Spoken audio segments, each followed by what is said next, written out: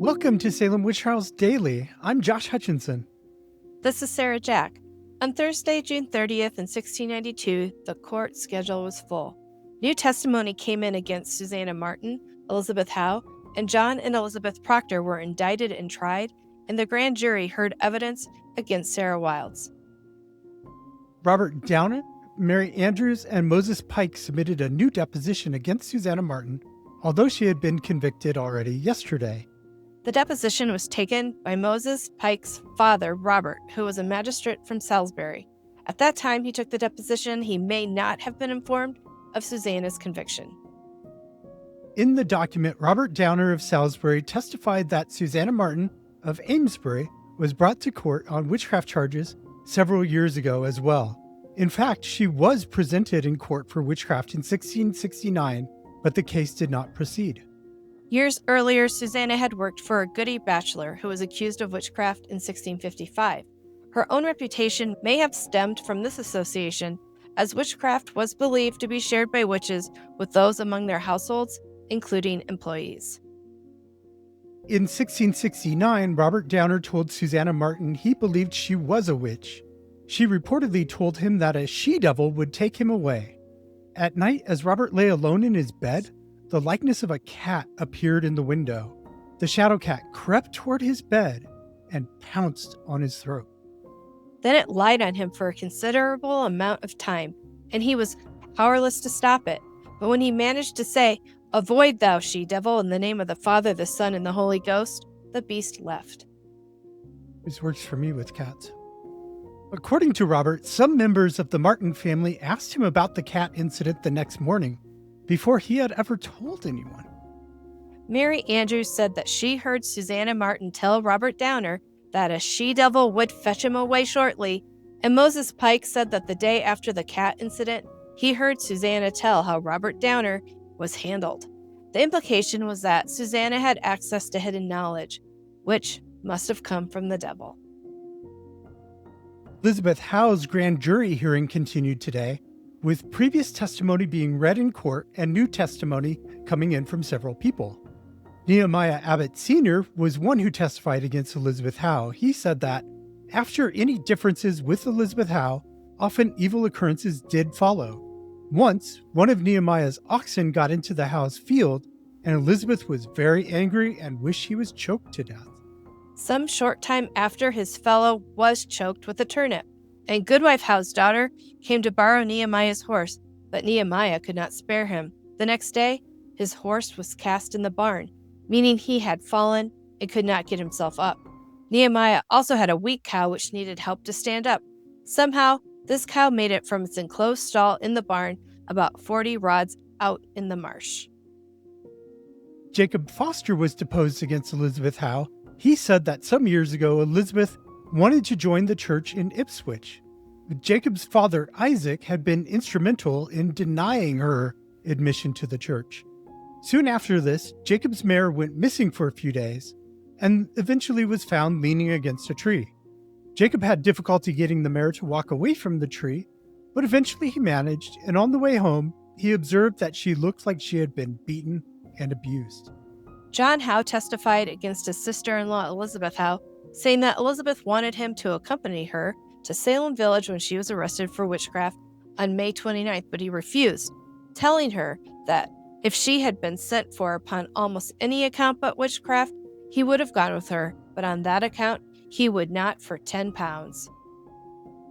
He said, quote, "If you are a witch, tell me how long you have been a witch and what mischief you have done, and then I will go with you. For you have been accused by Samuel Purley's child and suspected by Isaac Cummings Sr. for witchcraft." Elizabeth asked John to come the next day when she would be questioned in court. He said he didn't know if he could go or not, and it turned out business called him away from home.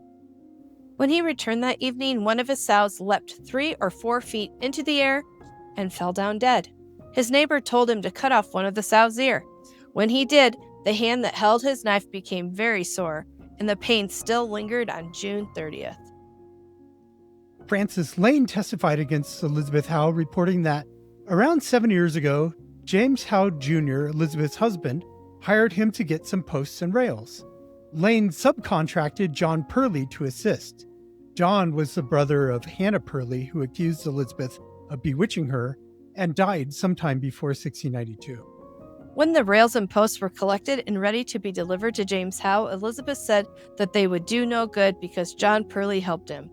James went with Francis Lane to collect the lumber anyhow, but when he got there, he picked up several rails and the ends broke off. Francis was forced to get 30 or 40 more before James would accept the shipment. According to Cotton Mather, writing in The Wonders of the Invisible World, Martha Wood testified against Elizabeth Howe, telling the court that her father had been employed in gathering an account of Howe's behavior. Soon afterward, her father's vessels mysteriously lost great quantities of drink. The grand jury indicted Elizabeth Howe on both accounts she was charged with for supposedly afflicting Mary Walcott and Mary Lewis. After the trial jury heard the evidence, they convicted Elizabeth Howe. Elizabeth Procter was presented to the grand jury on charges of afflicting Mary Walcott and Mercy Lewis, and the grand jury weighed older evidence and also heard brand new testimony. The Proctor's former servant, Mary Warren, said in a deposition that she had often seen the apparition of Elizabeth among witches and that Elizabeth had tortured her.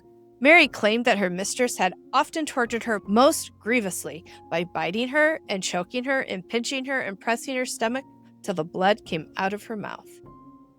Mary Warren, who had been an afflicted girl, was accused of witchcraft, went to jail, confessed, unconfessed, became an afflicted girl again, also reported that Elizabeth Procter tortured Mary Walcott, Mercy Lewis, Ann Putnam Jr., Elizabeth Hubbard, and Abigail Williams on April 11th, when Elizabeth Procter was first examined by Salem's magistrates, accompanied by a few members of the Governor's Council. Stephen Bitford was deposed against Rebecca Nurse and Elizabeth Procter.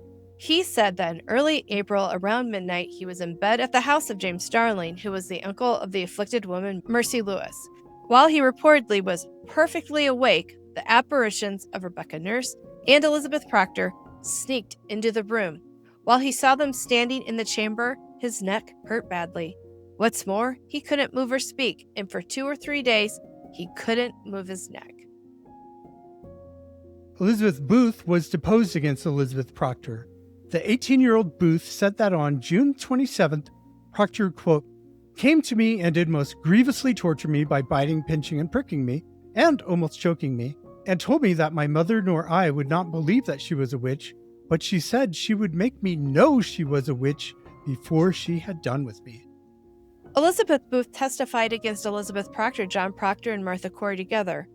Booth said that on June 8th, the father-in-law, Shaflin, appeared unto her and said that Elizabeth Procter killed him because her mother would not send for Dr. Griggs to give him physic, and also because Elizabeth was not sent for when he was first taken sick. So the ghost is saying Elizabeth is upset that she wasn't sent for. By father-in-law, Elizabeth Booth meant what we would call today her stepfather, Michael Shaflin, who died in 1686. And Elizabeth Procter's grandmother, Ann Burt, had been arrested for witchcraft. She was a practicing healer in Lynn, Massachusetts. And then Elizabeth Procter seems to have followed in her footsteps to some degree as a healer, because there are 2 or 3 accounts against her that have the similar plot to this one, where she was jealous that she was not the one who was called for when someone fell ill. And ghosts of Robert Stone, George Needham, Thomas Gold Sr., Hugh Jones, Elizabeth Shaw, John Felton's wife, and Dr. Zerubbabel Endicott also came to Elizabeth Booth on June 8th. These ghosts all complained of Elizabeth Procter, while the Elizabeth Shaw spirit said she was killed by Elizabeth Procter and John Willard. Mary Walcott was deposed against Elizabeth Procter too. Mary said she had never seen the apparition of Elizabeth Procter until April 11th, when Elizabeth was examined by the magistrates and council, but since that day, the apparition had most grievously afflicted her by biting, pinching, and almost choking her, urging her to write in Elizabeth's book. Elizabeth Procter was indicted on 2 counts of afflicting Mary Walcott and Mercy Lewis.